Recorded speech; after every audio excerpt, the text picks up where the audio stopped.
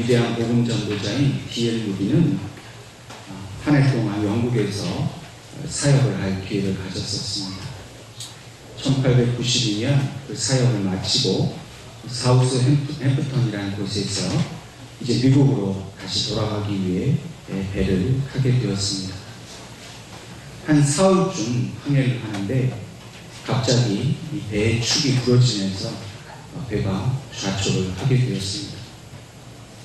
이 배에 구멍이 나서 물이 조금씩 그 배에 가득 차게 되었고, 언제 이 배가 물에 빠지게 될지는 아무도 모르는 그런 위급한 상황이 되었습니다.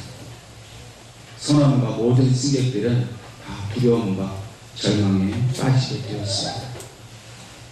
한 이틀 정도가 그렇게 두려움 가운데 지난 후에 이 D.L. 무디가 선장에게 요청하여서 예배를 드릴 수 있게 해달라고 그렇게 말을 합니다. 가파음의 모든 선원들과 승객들이 한 사람도 빠짐없이 다 모여서 이 두려운 상황 속에서 자신들을 건져주기를 하나님 앞에 간절히 기도하기로 하였습니다. 그때 D.L. 무디가 그 두려움 가운데 있는 사람들 앞에 서서 시편 91편 1절 말씀을 읽어 이렇게 말했습니다. 지존자의 은밀한 곳에 거하는 자는 전능하신 자의 날개 아래 거하리로다. 이 말씀을 증거하고 사람들과 함께 하나님 앞에 부르짖기 시작을 했습니다. 훗날 무디는 이날의 사건을 통해서 이렇게 고백을 했습니다. 내 삶의 가장 어두운 시간이었다. 그러나 기도 중에 평안이 찾아왔다. 하나님은 나의 부르짖음을 들으시고 영혼 깊은 곳에서 이런 고백이 나오게 하셨다. 주의 뜻이 이루어진다. 나는 자리에 눕자마자 순식간에 잠이 들었다. 결국 하나님은 이들의 기도를 듣고 응답해 주셨습니다. 지나가던 배를 통해서 이 배를 구조하게 했고, 한 사람도 다치는 사람 없이 모든 사람이 다 구조를 받았습니다. 우리는 오늘 그날의 일을 통해서 이 시편 말씀을 통해 하나님이 주시는 그런 새로운 은혜를 깨닫게 되었습니다. 이 세상에서 가장 안전한 곳은 전능자의 그늘 아래, 곧 주님의 날개 아래인 것을 그는 알게 되었습니다. 오늘 우리도 이 인생을 살아가면서 참으로 불안하고 위험한 일들을 많이 당합니다. 그렇다면 우리가 안전하게 피할 수 있는 곳은 어디에 있겠습니까? 오늘 본문의 말씀을 통해서 오늘 하나님께서는 예수 그리스도가 어떤 큰 위험에 빠져 있음을 말씀해 주고 있습니다. 이 위협은 당시 갈릴리 지역의 분봉왕인 헤롯의 그 예수님을 죽이고자 하는 그런 위협인 것을 말해주고 있습니다. 보면 31절 말씀을 보면 어떤 바리새인들이 예수님을 찾아와서 헤롯이 당신을 죽이려 한다라고 말을 합니다. 그리고 여기를 떠나시기를 주님 앞에 바랍니다. 여기서 헤롯 왕은 헤롯 안티바스를 말합니다. 우리가 처음 듣지만 사실은 우리가 익히 잘 아는 사람입니다. 이 헤롯 안티바스는 자신의 동생인 빌립의 아내인 헤로디아를 자기의 아내로 삼는 그런 사람이었습니다. 이 일을 이 세례 요한이 그 일이 잘못된 일이라고 헤롯을 비판하고 책망하였습니다. 헤롯은 이 일을 통해서 이 세례 요한에 대해 불편한 마음을 가졌고, 마침 자기 생일날 이 헤로디아의 딸인 살로메가 자신을 기쁘게 한 그 춤을 추고 난 다음에 그에게 무엇을 줄까 물어보았을 때에 이 살로메의 딸이 세례 요한의 목을 달라고 요청하게 됩니다. 그리고 헤롯은 즉시로 세례 요한을 잡아다가 그를 죽이게 됩니다. 헤롯은 이처럼 잔인하고 무자비한 사람입니다. 더군다나 예수님의 존재에 대한 두려움을 가지고 있었던 사람이었습니다. 그가 다스리는 갈릴리의 수많은 사람들이 예수님의 그 기적을 보고 그 말씀을 듣고 예수님을 쫓아다녔습니다. 더군다나 사람들은 예수님을 세례 요한이 부활한 것이다 그렇게 말하고 다녔습니다. 헤롯은 이것은 매우 두렵게 여겼습니다. 그리고 예수님을 죽이고자 하는 그 기회를 날마다 찾았습니다. 이 사실을 잘 알고 있던 바리새인들이 예수님께 속히 이곳을 떠나 도망하기를 권하였습니다. 어떻게 보면 이 말은 예수님을 매우 걱정하고 염려하는, 그래서 예수님을 위하는 말처럼 보여집니다.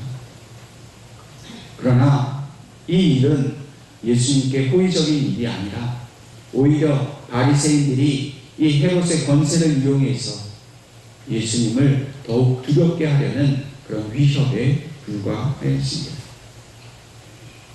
예수님께는 이 헤롯이 자신을 죽이려고 한다는 것 자체가 큰 위협이었습니다. 또 어떻게 잘못 이해하면 이 바리새인들이 권하는 것이 호의로 여겨질 수도 있었습니다. 그러나 예수님은 바리새인들이 말하고자 하는 그 의도를 분명히 잘 알고 있었습니다. 그리고 그들의 호의에 대해서 그것을 위협으로 여기시고 그 위협을 여기셨지만 결코 굴복하지 않으셨습니다. 그리고는 오히려 오늘 본문 말씀인 32절과 33절 말씀처럼 그들에게 이렇게 단호하게 말씀하셨습니다. 이르시되 너희는 가서 저 여호와에게 이르되 오늘과 내일은 내가 귀신을 쫓아내며 병을 고치다가 제3일에는 완전하여 지리라. 그러나 오늘과 내일과 모레는 내가 갈 길을 가야 하리니 선지자가 예루살렘 밖에서는 죽는 법이 없느니라 말씀하셨습니다. 예수님께서는 헤롯을 여우라고 말씀하셨습니다. 당시 팔레스타인 지역에서 여우는 간교함과 교활함의 상징이었습니다. 뿐만 아니라 이 실질적인 권력과 또 위대함을 지닌 사람과 대조적으로 삼류에 불과하고 또 별 볼 일 없는 사람을 표현할 때 여우라는 표현을 썼습니다. 정말 권세 갖고 위험 있는 사람은 사자라고 불렀습니다. 그래서 이 사자와 비교해서 여우라고 칭한 것은 그 사람이 별것도 아닌데 그렇게 사람을 겁주는 그런 좋지 않은 사람이라 하는 그 표현이 바로 여우라는 표현이었습니다. 물론 이 분봉왕 헤롯은 그 지역에서 절대 권력을 가지고 있었습니다. 그러나 예수님 눈에는 그에게는 여우로밖에 보이지 않는 것입니다. 결코 그를 두려워하지 않는 모습을 주님은 보여주셨습니다. 이러한 위협에도 불구하고 예수님께서는 오히려 예루살렘과 온 유다 백성들에 대한 그 사랑의 저항을 표현하였습니다. 또한 오늘과 내일은 내가 귀신을 쫓아내며 병을 고치겠다 말씀하셨습니다. 이 오늘과 내일이라는 표현은 예수님께서 사역을 하고 계신 지금 이 순간과 앞으로 이 모든 사역을 마치시고 예루살렘에 그 입성하기까지의 모든 시간을 말씀하시는 겁니다. 예수님은 자신의 생명의 위협을 개의치 않으셨습니다. 그리고 더욱더 중요한 일에 집중하셨습니다. 오늘, 내일 이 백성을 위해서 해야 할 그 구원과 회복의 사역을 주님은 더욱더 집중하셨던 것입니다. 이스라엘 백성에게 귀신을 쫓아내고 또 그들의 병을 고치시는 그 일을 통해서 주님께서 정말 하기를 원하시는 일이 있었습니다. 그것은 바로 이 일을 통해 예수님이 하나님의 아들이신 것을 증거하기를 원하셨습니다. 하나님의 아들에게는 병을 고치는 권세가 있고 귀신을 쫓아내는 권세가 있음을 알게 하셔서 그들로 하여금 예수님이 메시아인 것을 믿게 하셨던 것입니다. 예수님은 당신에게 그 다가올 그 마지막 순간을 아셨습니다. 그래서 그 날이 오기 전에 오늘과 내일 하루라도 한 시간도 급하게 그 이스라엘 백성들을 영원한 생명으로 인도하기 위해서 주님은 그 사역을 쉬지 않으셨고 그 사역에 자신의 모든 것을 다 바치셨습니다. 또한 제3일에는 완전하여 지리라 말씀하신 것은 예수님의 이러한 노력을 통해서 마지막 그 3일에 주님이 하신 일은 예수님께서 고난받으시고 또 십자가에 죽으셔서 세상을 구원하시는 그 구원의 사역을 완성하시겠다라는 말씀이 바로 이 말씀입니다. 주님은 지금 자신의 그 유익이 눈에 보이지 않습니다. 안일함을 추구하지 않으셨습니다. 주님은 오직 한 영혼을, 한 생명을 건지시고 살리기 위해 자기의 모든 것을 하나님 앞에 드렸습니다. 그리고 33절 말씀에 다시 한번 오늘과 내일과 모레라고 강조하여 말씀하시면서 선지자가 예루살렘 밖에서는 죽는 법이 없다라고 단호하게 말씀하십니다. 여러분, 예루살렘이라는 말의 뜻은 평화의 성, 평화의 도시라는 뜻입니다. 주님이 계신 곳이 바로 참된 평화의 도시입니다. 그런데 이 예루살렘 성에는 마치 자기가 왕인 것처럼 사람들을 억압하고 사람들의 생명을 노리는 자들이 그 평화를 깨고 있는 것입니다. 예수님이 진정으로 우리를 위하여 죽어주시고 우리의 모든 묶인 것으로부터 자유케 해주셔야만 그 땅은 참된 평화의 땅이 될 수 있습니다. 여러분, 오늘 우리는 어디에 있습니까? 우리가 거하는 곳은 바로 주님이 함께 하시는 평화의 땅 예루살렘 성인 줄로 믿습니다. 그런데 우리는 세상에 매여 있습니다. 세상의 두려움과 염려와 근심에 매여 있습니다. 모든 죄악에 매여 있습니다. 주님은 그 모든 두려움과 그 모든 죄악으로부터 우리를 건지시기 위해서 친히 이 평화의 땅에서 참된 평화를 이루시려고 자기 몸을 우리를 위해 주셨던 것입니다. 예수님께서 이 땅에 오신 우리를 구원하고자 하는 그 목적을 이루시기 위해서 당신을 향한 그 위협에 결코 굴복하지 않으셨습니다. 최고의 권세, 권력, 사람을 두렵게 하는 그 두려움이 있었지만 주님은 오히려 그 권세를 멸시하시고 예수님의 그 맡겨진 자녀들을 보호하시려는 그 일을 끝까지 감당하시고자 했습니다. 여러분, 오늘 저와 여러분을 지키시는 분은 누구이십니까? 바로 우리 예수님이십니다. 살아오면서 우리는 여러 부류의 사람들을 만납니다. 가족이 있고 형제가 있고 이웃이 있습니다. 친구들이 있습니다.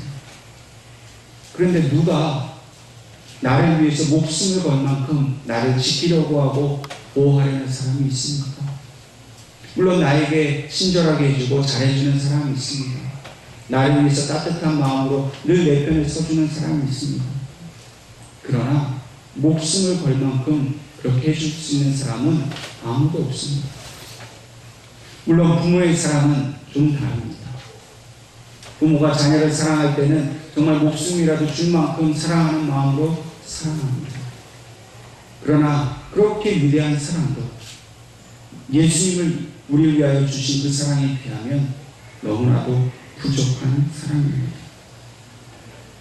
예수님은 오늘 우리를 보호하시려는 그 완전하신 하나님의 뜻을 우리에게 보여주셨습니다.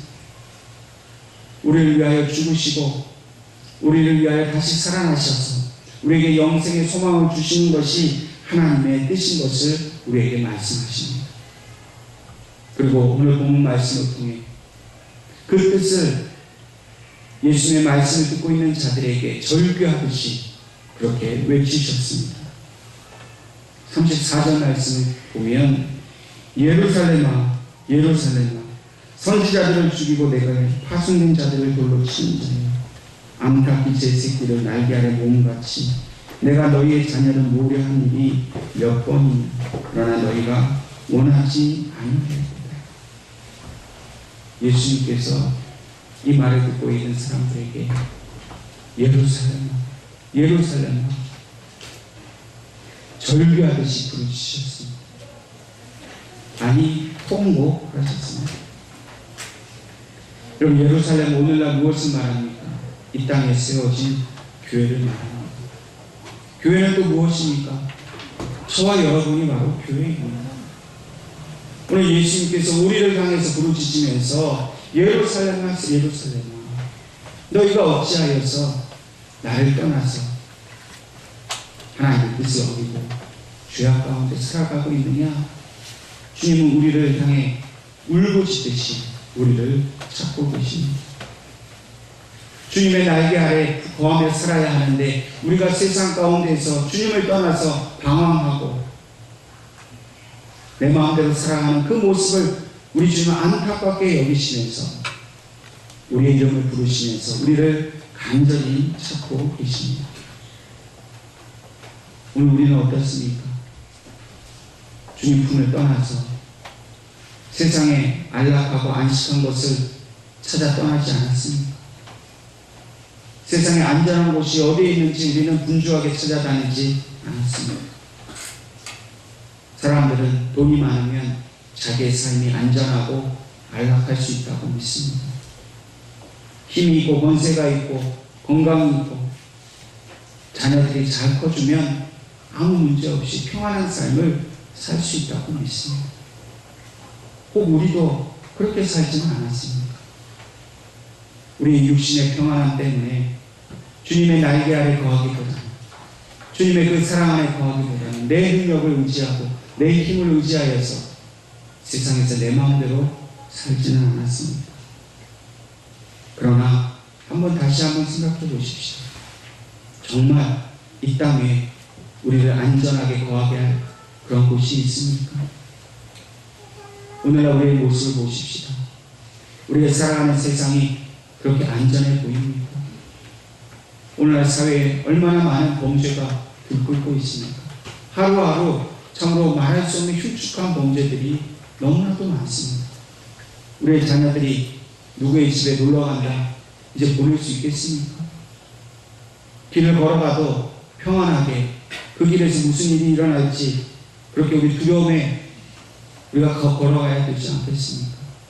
아무것도 그 누구도 우리의 안전을 보장해 줄 수 있는 것은 아무것도 없습니다. 국가적으로는 어떻습니까? 바로 우리 코앞에서 북한은 날마다 미사일로 핵무기로 우리를 위협합니다. 또 우리나라를 둘러싼 주변국들은 모두 다 자기 나라의 이익만을 위해서 계속적으로 우리를 위협해 그렇게 놔두고 있습니다. 그럼 어떻게 피하시겠습니까? 어디에서 안전함을 느끼시겠습니까? 주님께서는 이 모든 것을 아셨기 때문에 닭이 그 새끼를 날개 품과 같이 우리를 몇 번이나 불렀냐고 우리에게 호소하고 계십니다. 그 날개 아래 우리가 온전히 거하면서 주님의 그 사랑 안에 그 품 안에 있기를 주님은 너무나도 우리를 찾고 계신다는 겁니다. 주님께서 암탉이 그 새끼를 날개에 품는다라고 비유로 말씀하셨습니다.